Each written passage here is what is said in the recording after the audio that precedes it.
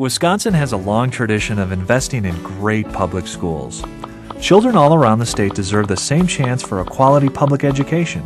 No matter where they live, they should have the same opportunities and chance to succeed. Meet Jack and Abby. Jack lives in a small rural community, and Abby lives in a large suburb. Jack and Abby's public school experience is a lot different because of where they live and the way the funding system is set up. For instance, in Jack's case, it can be unrealistic to hire a teacher for an elective course that only a handful of students might take. Whereas in Abby's case, a large suburb, chances are there's enough student interest to justify the cost. Jack and Abby should have the same educational opportunities regardless of where they live. However, the current funding system makes that difficult. The current funding system is based on an outdated one-size-fits-all approach. In 1993, lawmakers put a revenue cap in place. It's an annual limit on the increase in the amount of money spent per student. The idea was to temporarily control property taxes, but became permanent in 1995. The cap doesn't let local communities decide what they need. There are other problems too. The law treats all students like they cost the same to educate, but not all children cost the same to teach. Public schools take all children, and children have different needs. It just doesn't make sense to have the same increase per student. Financially disadvantaged students, special needs students, and students who are not proficient in English can cost more to educate than the cap allows. Another reason it's not working is because it's strictly based on enrollment. The amount that can be spent is a function of student enrollment and the yearly allowed increase. So what does this mean? Well, here's an example. A family of four's household bills don't go down by 25% when one family member moves out. The mortgage, insurance, and maintenance stay the same, yet Wisconsin's school funding formula assumes all these costs decline. The current system actually punishes schools that have decreased enrollment, and 60% of districts report declining enrollment. When a child moves out of the district, that district loses the money that is attached to that child, even though the cost to the district for things like heating and insurance stay the same. So, enrollment changes can place big financial stress on the whole district.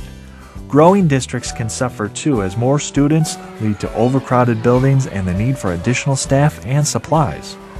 The bottom line, it's a real challenge for districts to respond to sudden fluctuations, and that challenge forces many districts to make harmful cuts or introduce a referendum.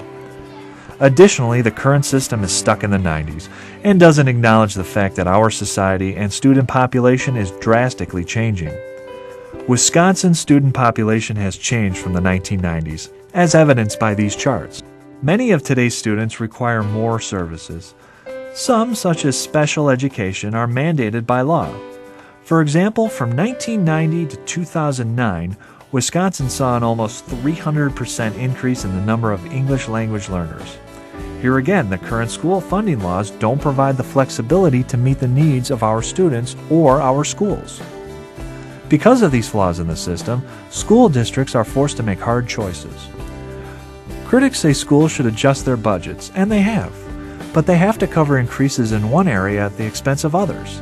This causes reductions in many areas like maintenance or technology, and elimination of many subjects like art, music, foreign languages, business and vocational technical education. The bottom line is, our current school funding formula can't handle the needs of our schools, and it's threatening our state's long-standing tradition of quality public schools. After 16 years of cap funding, a group of educators, parents, and community leaders have joined forces to create the School Finance Network, or SFN. They've been meeting since 2007 with the goal of finding a better way to fund public schools. The coalition partners want lawmakers to look at alternate funding options that will improve the public education system while still providing tax relief for homeowners.